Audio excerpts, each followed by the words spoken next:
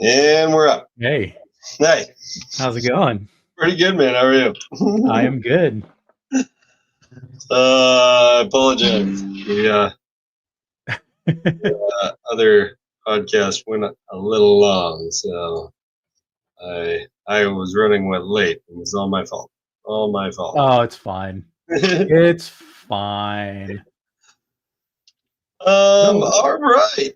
Well, first off, welcome to episode 3. My name is Trevor with Ball Labs from Denver, Colorado, and this is my buddy Josh from Critical Hit Exotics.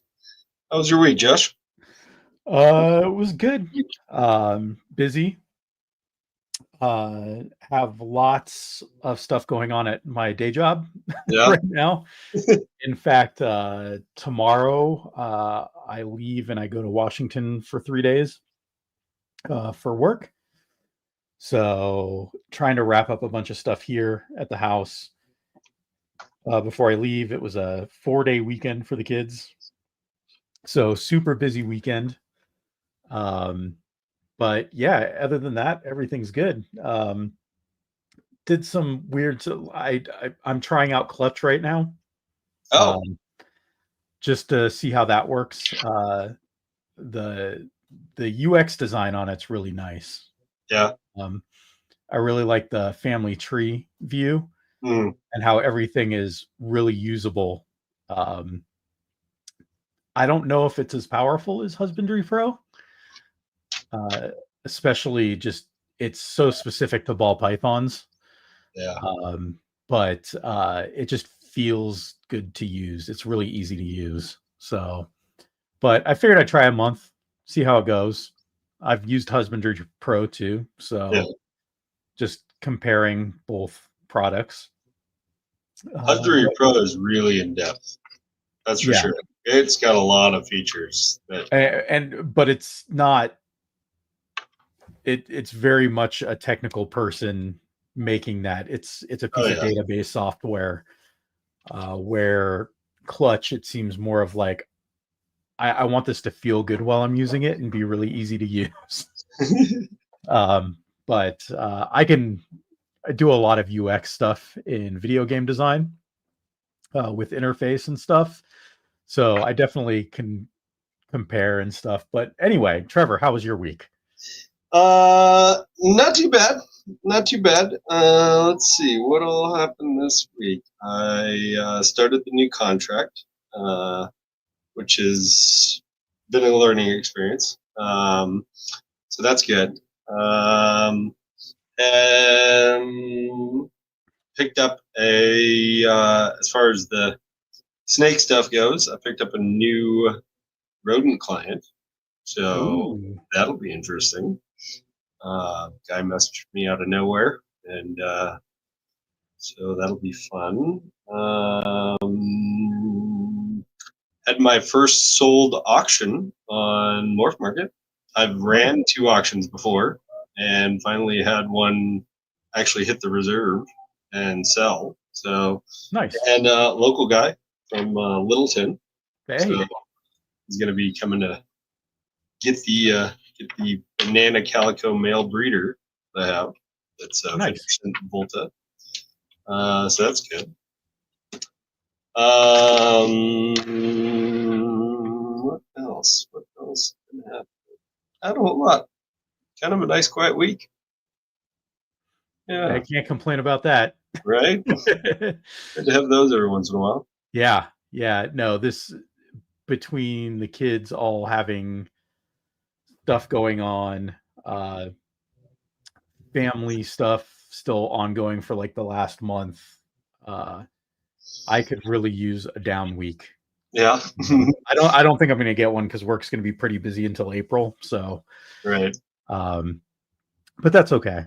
Yeah, Uh, I'll deal with it. There was a show this last weekend. there Up was. Have in you talked to any of Loveland. the vendors? I didn't go. I haven't heard how things went, but Either. yeah, I really wanted to go, but things were so busy. Um, I didn't get a chance to make it up there. Even just a lot of times, I'll just go, I'll VIP it and walk around for like an hour or two. take off. But I had so much going on, specifically in the morning with back and forth. I ended up messaging you on Saturday, having to pick up rats early. Yeah. Just because I had a ton of stuff going on. But hopefully it went well for everybody. Yeah. And I know the show runs again, I think in June, there's another Loveland show. So I'll probably hit that one up. But yeah. Hey, this week, episode 3, we're talking about feeding. Feeding Yeah. rodents. It's come up a lot in some other podcasts recently too. Yeah. Different aspects of feeding. Yeah. Okay. But I figure maybe we just run down what we do first. I think that's a good idea. So, Trevor, what's your feeding schedule? So I am of the thought process. So let me start with this. So I had read a scientific study a couple years back that I found very intriguing. Essentially, the breakdown of it was that we are, as ball python breeders with ball pythons in racks, we are overfeeding due to their metabolism rate of not moving around nearly as much as they would in the wild. So, based on that, I decided to try a different approach. So, what I do is for females that are 1,200 grams or higher and males that are 800 grams or higher, they all get fed on the 1st, 10th, and 20th of every month. So 3 times a month. Females under 1,200 and males under 700, and obviously all hatchlings, all get once a week. And I did kind of change that a little bit for the females to the 1,200 grams because I wanted to make sure they weren't hitting the 1,000-gram wall. And what I found was actually changing it to 3 times a month, they do better getting past that 1,000-gram wall than before, which was interesting. So, and that schedule works very well for the way that I do my rodents, because I breed rodents, obviously, also. And the way that my setup is, moving from rack to rack to rack to rack every 10 days, it actually coincides with when I move rodents, upgrade the rodents from pinkies to fuzzies to weens to small and grobs. So that is what I do. Along with that, throughout the week as I'm cleaning, I will go through racks, and as I'm going through racks, cleaning racks, because I feed on the first for those size animals, I feed the 1st, the 10th, and the 20th. Obviously, I'm cleaning more than just 3 times a month, right? So as I'm going through racks, if I see an animal that I feel like it is still hungry or extra hungry or looks like it could use an extra meal, luckily I have the rodents in the garage that I can just go grab one and throw it in, right? So that is how I do mine. I do not power feed. I do not power feed the hatchlings to get them up to size either. I am of the thought process that I know there's breeders out there that do power feed, and that, to each their own. But I'm of the thought process that I would rather have maturity over size. I feel that males do better and females produce more eggs, being more mature than being up to size quicker. So I know that breeders will try and breed males at a couple months old if they're 400 grams. I don't like that idea. I would rather them wait till they are more mature. Females, I've had accidental. I had one accidental clutch. I had picked up a collection, and it was 40 animals, and it came with a 70-30 rack. and I wanted to quarantine the entire rack in a different room, and there was only 30 spots in the rack and 40 animals. So I did double up some of them, and I doubled up with the intention that those were the animals that would eventually be paired, right? And I tried to keep them on the. I tried to keep them to where, like, for the example is the clutch that I had was I had a Enchi lavender pied girl bred to a blackhead OD double het lav pied male. Um, the girl laid at 1,000 grams, and she only had 3 eggs. She did not look like she had eggs in her at all, right? Um, if I wouldn't have had that quarantine process going and wouldn't have had that pairing that I didn't even think was going to happen, I didn't plan on it happening.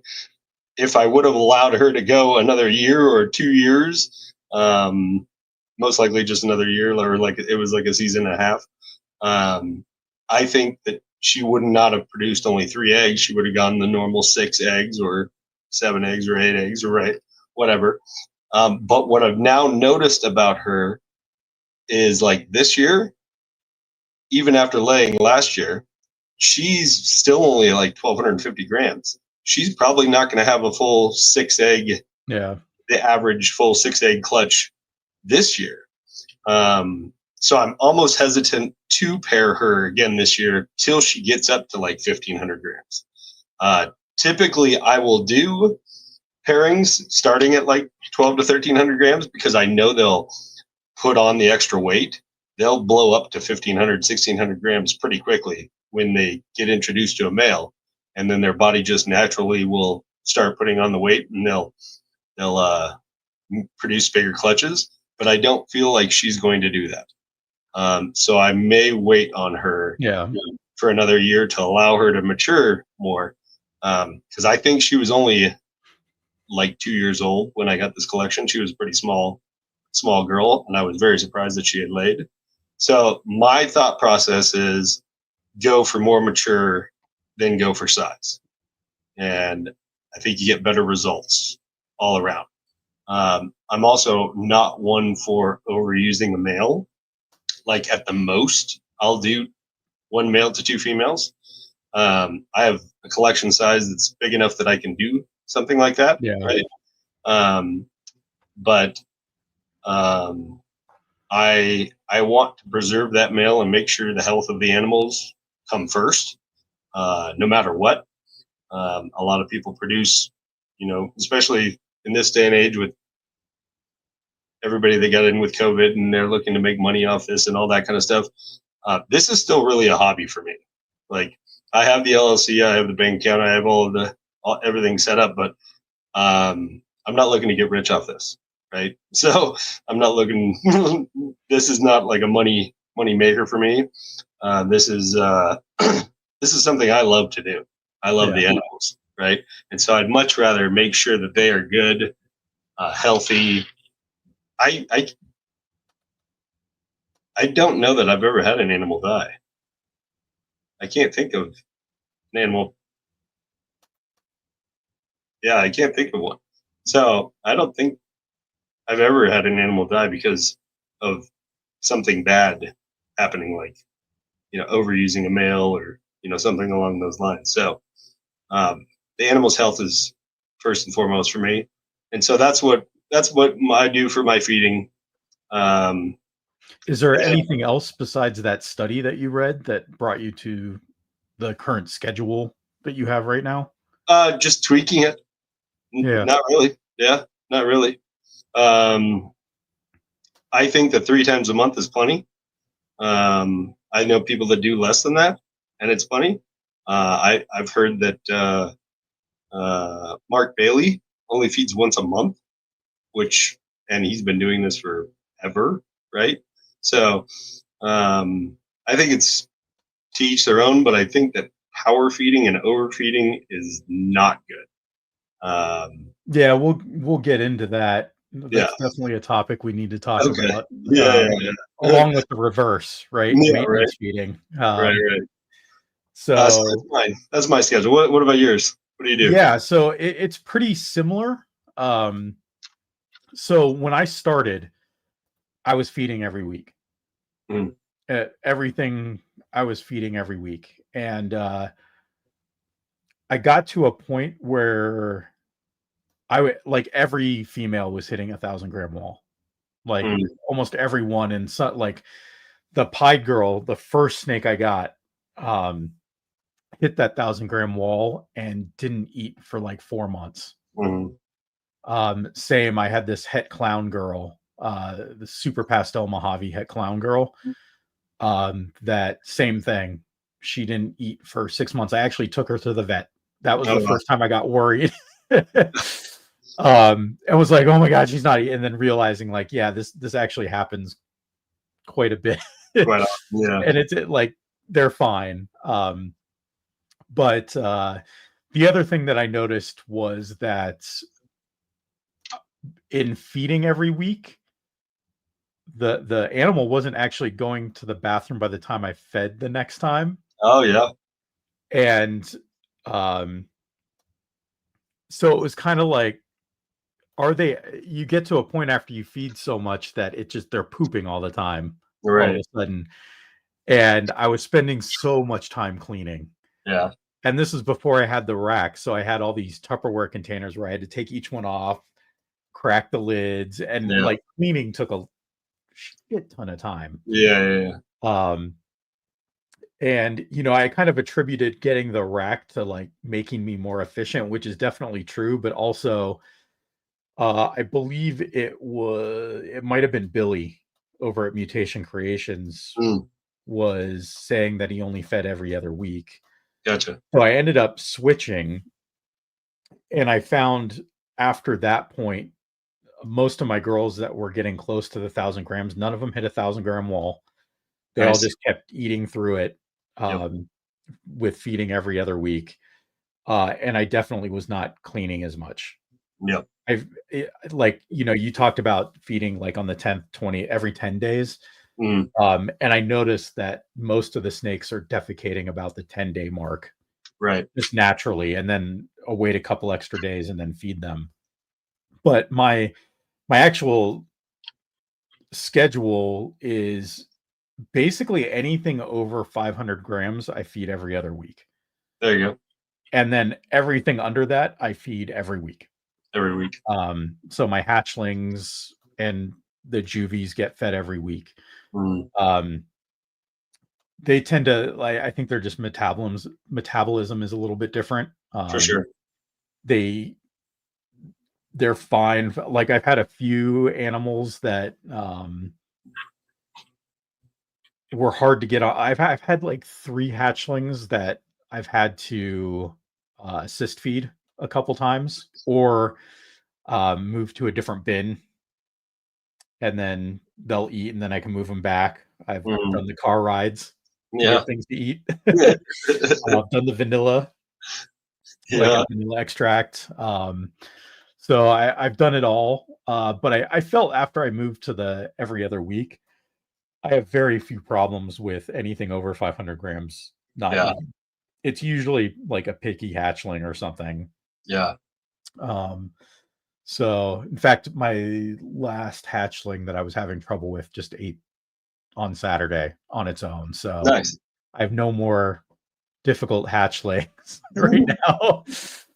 Um, I but will. yeah, I like, and the how I got to that was the same thing. It was trial and error, right? It was like the feeding every week, and then realizing like, oh, okay, I think I can change something, or at least try something, and then you hear somebody say, "Oh, try this," Mhm. or "This is how I do it." It's like, well, I'll try that because I'm finding a problem here. Right. And before we get into like the power feeding or maintenance feeding, I think I check every single animal every day. Mhm. So it's pretty easy to see if a snake's body condition is off, Right. whether it's large or, skinny. Right.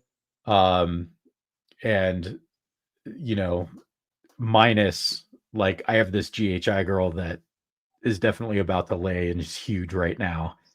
And like GHI, when they get big, they like gray out almost like a hypo. Yeah. Um, and she's just like glowing and looks like she's about to drop. So hoping that'll be my second clutch this year. I can Fingers crossed. check another one off. There you go. There you go. But yeah, that's what I do. It seems to be working. And if something happens, then I'll look at it and go like, is there anything I can do to tweak this? Mm. And again, just like you said, this, I have a really good day job. I'm not looking to replace my day job. Mm. I just love animals. Right. And so this is kind of a hobby that I fell back into over, when COVID happened and my kids started getting interested in reptiles. So yeah, I'm not worried about it. I'm not cutting corners or doing anything, like the thing that tells me I'm doing something right or wrong is what does the snake look like when I open up the bin? Right. So, but Another thing I'll add that I think you might do as well. When I first have hatchlings, I give them their first 3 meals. I give them ASFs instead of rats. yeah, so I started doing that when you told me Yeah, that. yeah. Um, And the reason and I do it is because the same size animal in an ASF compared to like a pinky rat is so much more active that the hit yeah, response is like 10 times better. yep, So it's I don't know if other people do that out there or not. It works well for me. I like out of 101 hatchlings that I had last year, none of them were problem eaters. None of them I had to assist feed. They all some of them did go an extra week or a couple days yeah, compared to the rest of the clutch, but they all started eating on their own from the get go. So yeah. and I've been doing the ASFs till they hit 100 grams, and then I switch over to the fuzzies. fuzzies, yeah, Yep. yep. Do you find Um, any issues with switching over? nope. No, me neither. I haven't had one yet, so Yeah, I'm not going to say it's not going to happen, but right, I haven't had it happen yet. right. But yeah, it's really interesting. So you talked about at least I guess you were talking more about breeding wise having a fatality. I actually had a hatchling it was in my third or fourth clutch Mm, that tried to eat, didn't have a problem grabbing the food or trying to swallow, but about an inch down, it couldn't get it down any further. mm. And it turns out it had a completely sealed esophagus. Oh, yeah. And I had to put that one down. I I remember was that. hoping that I could do liquid Yeah, feed and do the pulverize on the little pinky, but it couldn't even get liquid down. yeah. It was just completely shut. Good It enough. was so odd. Yeah. Um, and I people have mentioned it's happened to them, but it's super rare, and I guess hit the lottery. Yep.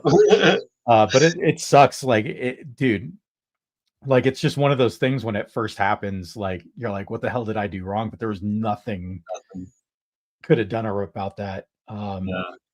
But anyway, so that's both our processes. Yep. So you want to talk about power feeding? Let's do it. All right. I'm against it, Sure.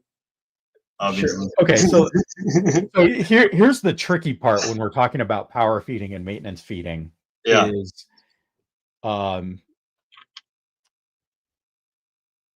it's going to be very different for different people what that Right. line is.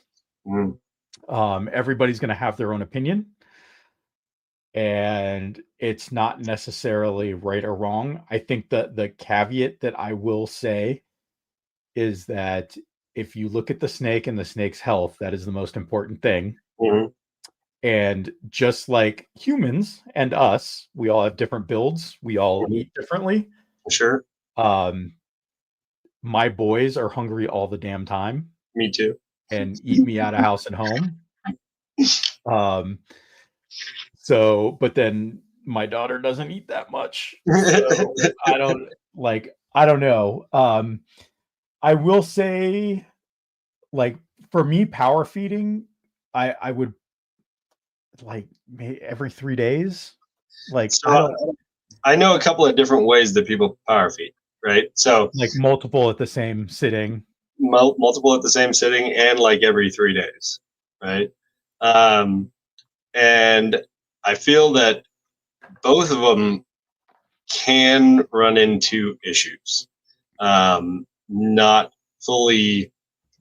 I think probably one of the biggest issues is um, they aren't fully metabolizing the animal, and you're just putting food in that comes out the other end very quickly. So you're not getting the full benefit from the food, and it's stressing the animal out.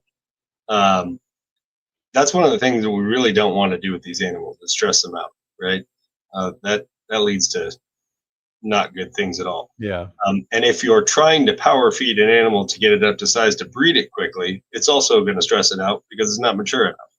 So those are just my personal takes on it. I know plenty of breeders that do power feed and it works for them. But I think that in the end, you're going to get bigger, better clutches by not doing it and allowing the animal to get more mature than if you did the opposite.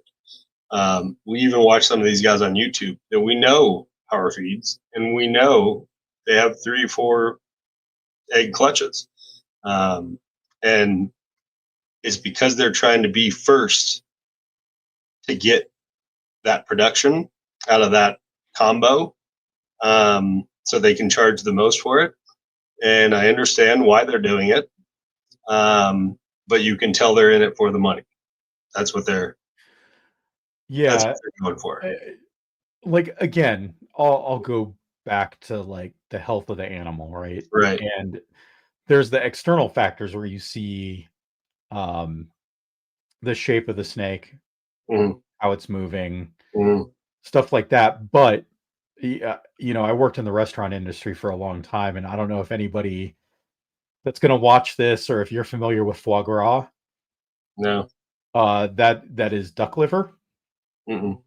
and the traditional way of doing that is force feeding ducks, and it enlarges their liver because they're trying to process so much. It's called gavage, Okay. and they like it's banned in the US. Like, you can't do that. Like, you can get foie gras, but it's ethically made, not just Gotcha. force feeding. Like, and there's other aspect, and what I'm getting at is there's other aspects, like, the rest, like the internal organs of the snake. Mm-hmm. Like, are they able to process this, or are you just force feeding constantly and they end up with a fatty liver, they end up with other problems Right. and just have a shorter lifespan, other issues you have to deal with later. But a lot of people that I think are doing this and trying to get an animal to breeding size as quick as possible are also, they're probably going to get 2 or 3 clutches out of that animal, and then they're going to move on and sell that proven breeder. Mm-hmm. um so they're not going to have to deal with that later, right? Right. um which sucks. uh so yeah, I just, I'm sure that if I fed once a week, it probably wouldn't be bad and the snakes would grow a little bit quicker. Yeah. But I don't know if that's true because, I was hitting that 1,000-gram wall with the females, Right. and then they go off food for 3-4 months, and, they lose all that progress that they made, Right. or where I would have been ahead, and then they're equal anyeRight. So, like, I don't know, why do it? I never have animal. So I have one 18-year-old jungle carpet python that she eats like once every 3 months, and she's like 18 years old. She is not here for breeding. she is here to live out the rest of her days, right? Yeah. She's the only animal out of 300 plus animals that doesn't eat every time I feed. Like I never have animals that go on hunger strikes anymore. Every 10 days, every animal eats. I drop it in there and I don't have to worry about coming back and checking to make sure that they've all Yeah. eaten. They all eat every week or every 10 days, I should say. So I think that's a good thing. But it is to each their own. We're not here to Yeah. tell people what to do. But I will say, I have seen animals that have been power fed that it's a ball python and you can't even ball up. It's so Yeah. fat. It's so fat. I feel like Yeah. that's And probably not good. you've mentioned a couple times about the maturity level, and it's like it almost doesn't matter how much you're feeding it, because the animal's going to be mature when it's mature. If an Right, animal is going to be mature in 18 months versus 36 months, and somewhere in between, all of a sudden, that female's going to ovulate, or that male is going to start to, making sperm plugs. right, Um, it just kind of happens on their own. Like you're saying, that little male that you grouped up just for space, not thinking they were going to breed. It's like the same thing. It's like, it just so happened that you had a small female that was ovulating and a small male that developed sperm plugs. right. I've seen So sperm plugs at 500 grams. I've seen sperm plugs not happen until 800 grams. yeah, Right.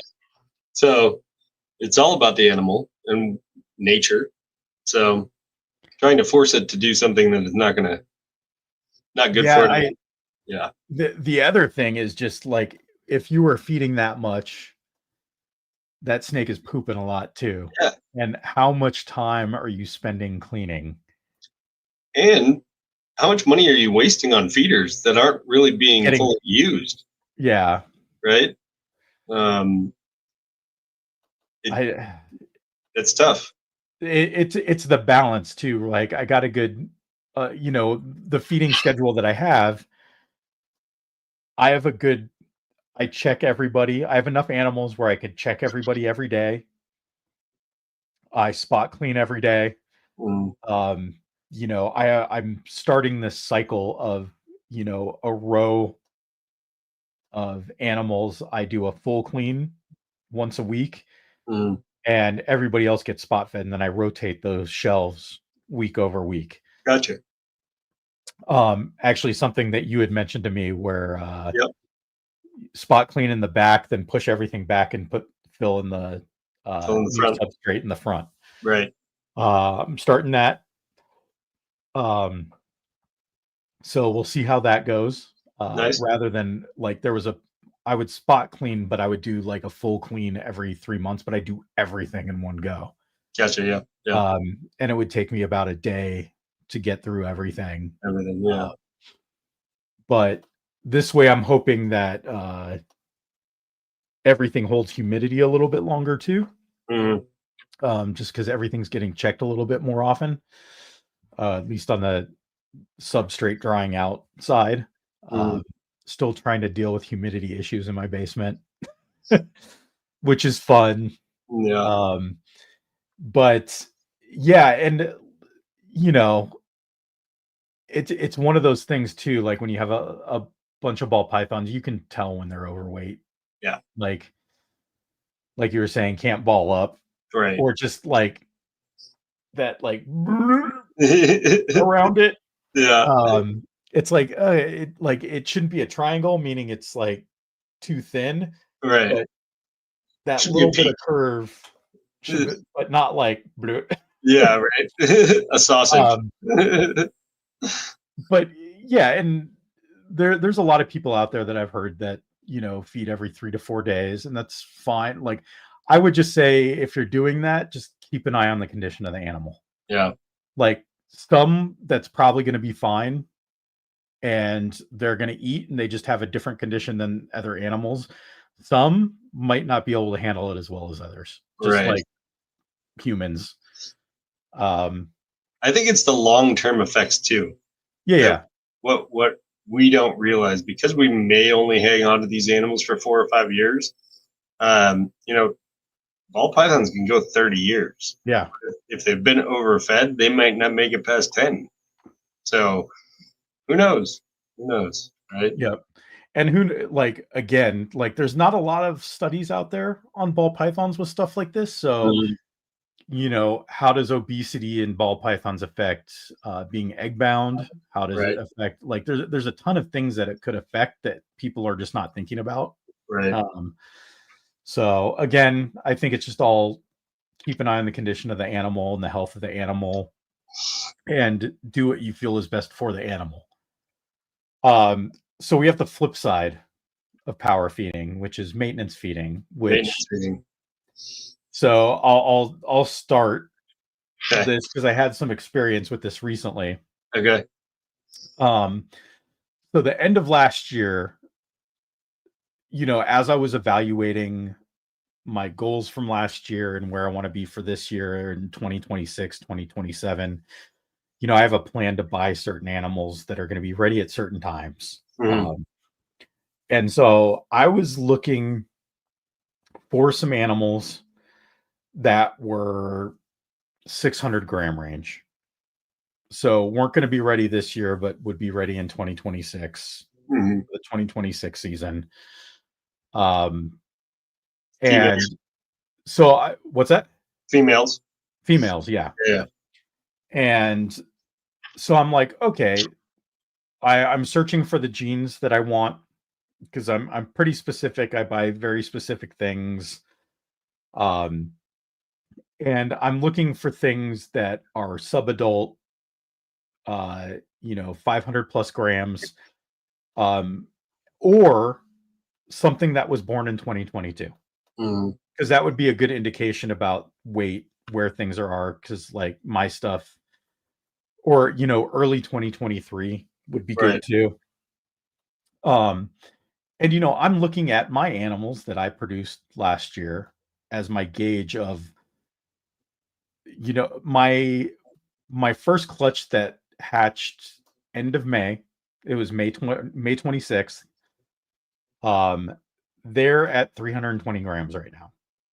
Gotcha. 320. So that's like 9 months, 320 grams. So I'm thinking if something is 18 months, 15 to 18 months old, 600 grams. It's like 500, 600 grams. So I was also doing a search just on birth date because not everybody puts weight. Not everybody puts date.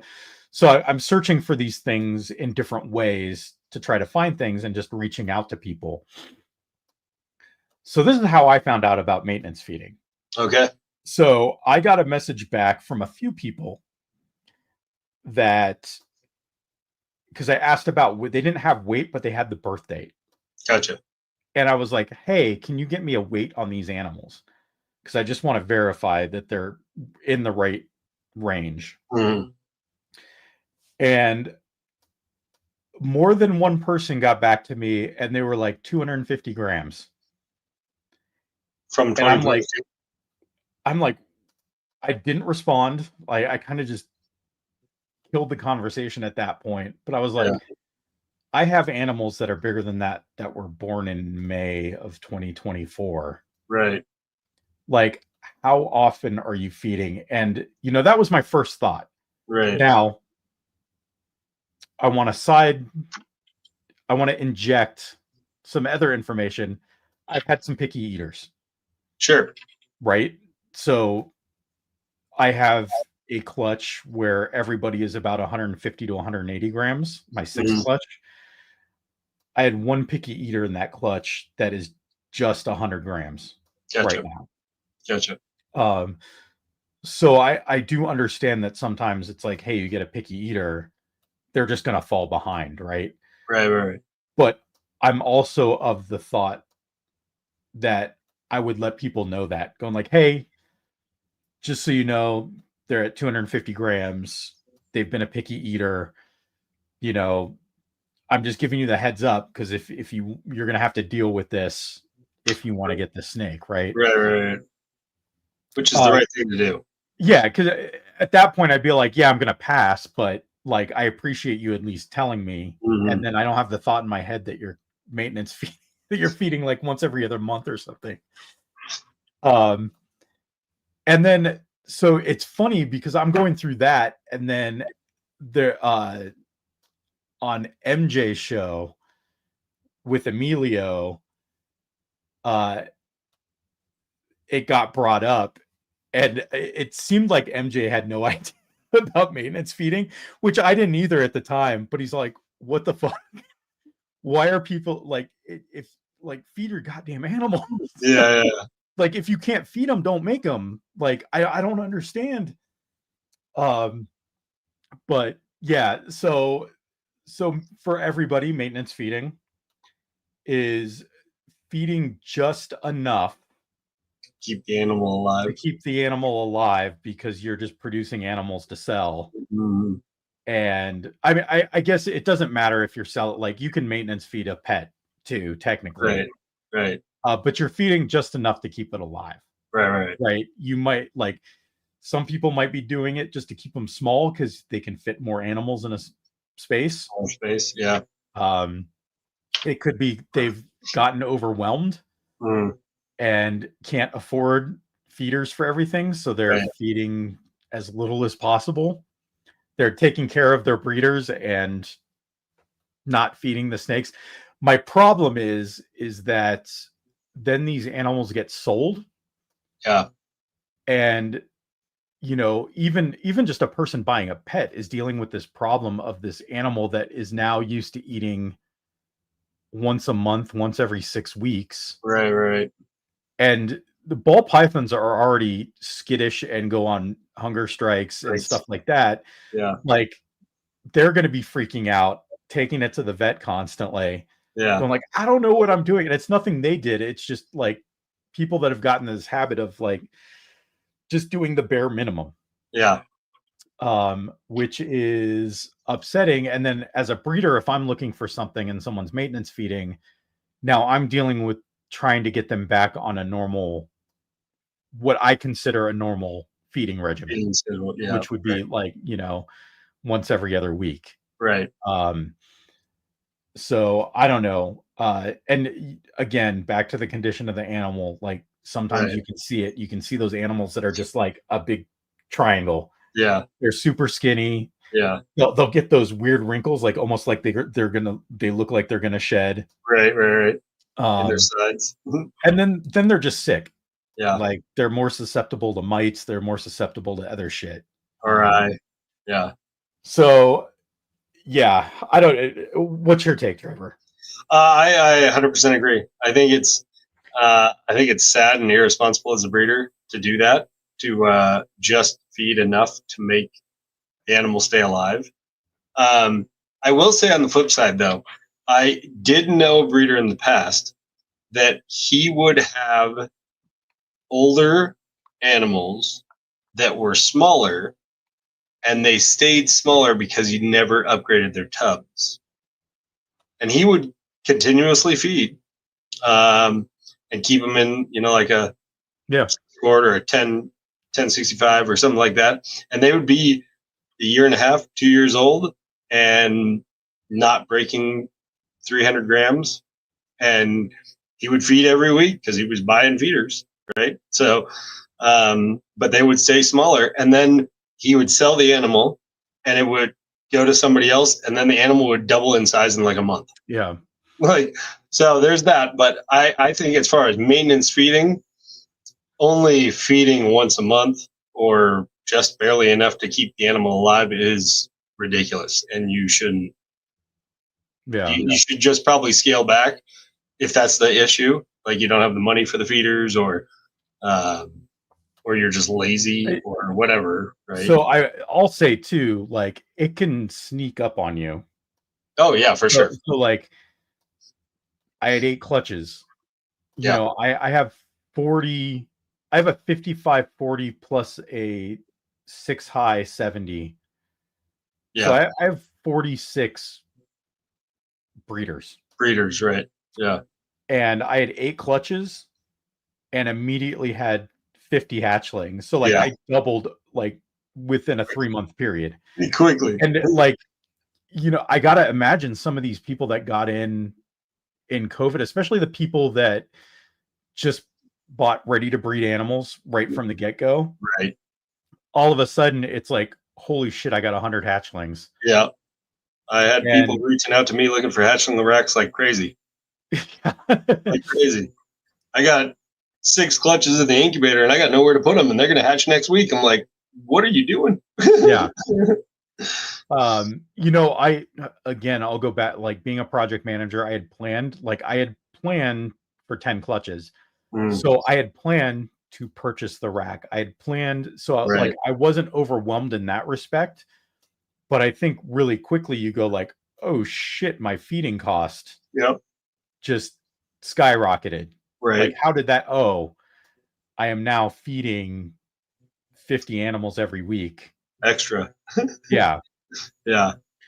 And it adds up over time. Definitely. And then all of a sudden it's like, oh shit, where do I cut costs? Well, I'm going to feed every 2 weeks, 2 3 weeks, weeks. 4 weeks. And it's like, okay, well, and then, I think right now you have a downturn in the market for the Right. last, year or two where people can't move animals as quick. Mm-hmm. And then the next season comes, you have more animals come, Yep. and it just kind of snowballs from there. Um, You should have 25 animals from last year and now here comes another 50. Now you're yeah, at 75 I animals. I Right. have uh the lights off in there, so I can't quite see, but I think I have 21 animals still to sell from last year. Last year. Yeah. Um, and I just had my first clutch, which I'll probably keep 2 and sell 5. Yeah. So, yeah, I mean, I think some Palm Street auctions are going to happen after this show in Yeah. March if we can sell some stuff. Uh, but yeah, like the maintenance feeding was like, I usually have really emotional gut reactions immediately when something happens. Right. And I have to remind myself to calm down, think about it, think about it from the other person's perspective. Like, again, I'm fortunate I have a good day job Right. and I've planned it. I'm not worried about feeding the animals. Right. Um, and that's great. But somebody that's doing it and needs to flip animals as quick as possible because that is their sole income, or, they have to pay back, uh, you know, uh, pay Peter from, or God, what's the saying? Can't think of it right now, but I use it at work all the time.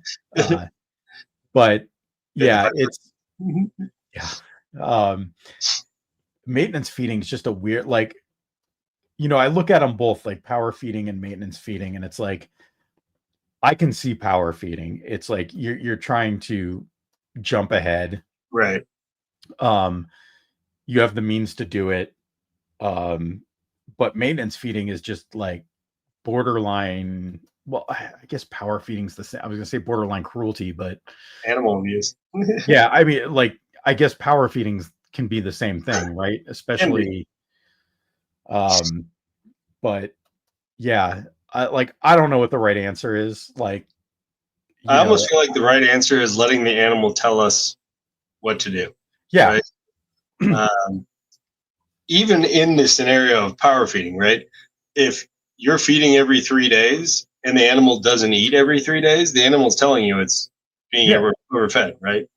Um, on the flip side, maintenance feeding, if you're only feeding once a month, the animal's always going to be hungry. So yeah, that's just kind of on you, right? yeah, But I do understand the fact that there are a lot of different situations out there. People don't have a job, you know, or somebody is relying on the sales from animals to feed the animals, and sales aren't happening. And yeah. that's not good either, right? Well, Uh, you breed feeders. right, Do you oftentimes get people going like, "Hey, I'll give you the snake for..." all the time. Uh, I got offered 2 snakes today, Okay. right? And I just didn't have the room for them, and I wasn't super interested in them. But it happens quite a bit, right? Yeah. I it's sad. It's very sad because they are so awesome and they're so addicting.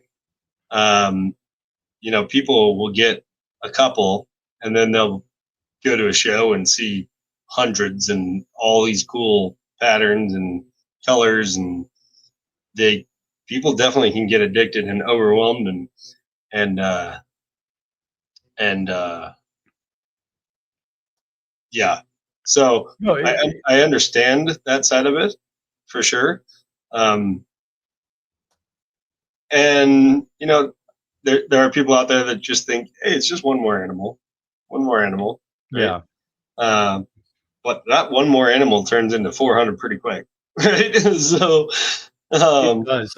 What was it at the show? It's like, you get one animal that's a pet, you get two, you got the Noah's Ark syndrome, but as soon as you have three, you're a breeder. you're a breeder, right? Yeah, Yeah. like so. We actually have a question from chat. Oh, we do. Yeah, from Red Dragon Exotics and Art. What do you guys think about, since we're discussing feeding schedules? What do you do when feeding female after they have dropped their clutches? For me, I do that full clean of the tub, give her a wash, and then I just, whenever my next feeding is, I try feeding. Right. Um, my other thing that I do is I generally, I put a timer on the bins for the animals that drop a clutch for 6 months, because I won't pair for 6 months, Mhm. at least, and that assumes they get back to their old size and look like they're doing well. But I don't start that 6 month timer until after their first meal. Mhm. That way, I know they're back on food. I actually, my the GHI girl whose clutch just hatched still has not eaten when she laid in December. Mhm. Um, she just doesn't seem interested, but her body condition isn't bad, so I'm not like worried about assist feeding or anything yet. Like, Gotcha. you know, and I've had that pied girl go on a hunger strike. I think the longest hunger strike I've had is like 6 months. Okay. So I'm not too worried right now. Now, if it's April and she still hasn't eaten, then I'll probably assist feed. Or try an ASF. Yeah, Yeah. I'll try giving her a car ride, something. Yeah. Yeah. I'm actually probably I'm about to clean her row Nice. in the rack. I will probably move her to a different spot in the rack first, Nice. just to see if that changes anything. Yeah. So that's me. Uh, What about you? for me, as soon as they lay, I pull the eggs out. I wash and soak. I soak and wash her, Yeah, and I do the entire tub clean, and then I immediately throw a rat in, because they've typically not eaten for at least the last 30 days while they got the eggs all big and in their belly, and they just go off food. Right. That's the only time I have snakes go off food is when they're about to lay. So I just immediately throw in. If they eat, great. If they don't, they don't. I pull the rat out. You feed it to somebody else. But then I just get them on a normal schedule, just like the rest. Right. I'm not gonna power feed to get the animal back up to size so it can breed quick or nothing like that. Right. Um, I might give her a little larger feeder for the first couple of weeks, if she'll take it. But I'm still not power feeding, right? I'm gonna let them get back to normal weight when they get back to normal weight, right? yeah. For me, this girl is the first time I've had someone not eat immediately after laying. Yeah. Usually, like some of them, like there was, I can't remember what clutch it was, but she laid in the morning, and that afternoon I picked up rats from you and threw one in when I got home, and they ate. 8. Yeah. Yep. So, Yep. and again, like this whole discussion about feeding and like letting the snakes tell you, looking at their condition, everybody's going to be different. Yep. So, um, you got anything else, Trevor? I think I'm tapped out. I think I'm tapped out as well. Oh, I Oh, go did. ahead. I did try the Cypress this week. Oh, did you? Yeah. So that big 18-year-old carpet girl, Yep. uh, her and the one right next to her, which is she's not a huge carpet girl, but like I have an entire wall of carpets and boas for everybody out there that doesn't know. And then I have a lot of ball pythons, of course. But I have a whole bunch of 4 foot by 2 foot by 2 foot um, enclosures for the carpets and the boas. And so I've been wanting to try. I bought the cypress mulch months ago, and it's been sitting in my garage, and I've been wanting to try it. And so um, both of those girls are on cypress right now. It was very funny because I I pull those all those big ones out probably at least once a month. I give them a good soak, um, just because they're huge and I want to give them baths. And plus, I like interacting with them. But the 18-year-old big girl, I have her glass doors off the enclosure, and she's on my shoulders, and I'm putting her, guiding her back into the enclosure, and she's smelling this cypress mulch, and she's like, "Nope, no, I don't want to do this. No, no." So I kind of forced her in there, which typically she's fine because when I pull her out, like Yeah. she gets to spend some time with me, and then she's fine with going back in. But she like was very apprehensive about smelling the cypress mulch and going back in there. So it may not stick around. We'll see. We'll All see. right. Yeah, we'll Well, see. you tried it. Yeah, I tried. I like. I might still. Maybe I'll get some and try it too, Yeah, just on the ball pythons. I'll give you a bag for sure. I don't know. Like it's we talk a little bit about cost cutting, and the whole thing with maintenance feeding, and a lot of times it's for cost cutting, Right. but like rep to chip gets expensive, man. For sure. For sure. um, and yeah, and it would be really nice to go to the local uh tack and feed store Hmm. and just get some Cypress mulch. cypress or something a little more affordable that works. But Yeah. you were even saying like it's seasonal. It is. So like unless you're going to get a pallet Right. and store it in your garage Right. for over the winter months of wonderful Denver winters that we're going through right now, um, you might not be able to get it for a while. Yeah. I So I don't I know. bought them out with their last like 12 bags in Yeah, in November, and they're like, we're not going to get it back till like May, March, April, May. So um, that's also kind of why I was a little apprehensive, or a little leery about going the cypress mulch route, because if I get 300 plus ball pythons used to cypress mulch and then you can't get it. can't get it, then yeah, like I'm worried about that kind of stuff. So Yeah. it's different for the carpets and the boas because they're not quite as finicky, except for this girl. Apparently, she's stuck her nose up at it right away. She's kind of a little princess prissy girl though, anyway. But I am worried about that. I am worried about Yeah. getting them on something and then them getting used to it, and then maybe they go into don't want to feed or don't want to breed or don't want to do something. I don't know, right? Yeah. Uh, I don't so know. That could be a topic for another day. could be, could be. But But anyway, I'll give you a bag and let you try it out. sweet. So Red Dragon Exotics and Art and North Country Off Grid, thanks for coming out. I think North Country just got here, but we're wrapping up here. So Nice. welcome to the party. Welcome to the party. Thanks for joining North Country. Thanks for doing Red Dragon. But yeah, All right. Well, I think that's it. What do we got next week? I believe we're going to talk about understanding your customer base. Good one. All right. I like So it. who are your actual customers? Right. You might think it's somebody, but it might not be Yeah. that person. Very true. Very true. So, all right, all. Have a good night. All See right. you Well, next Monday. thanks everyone. See you next Monday.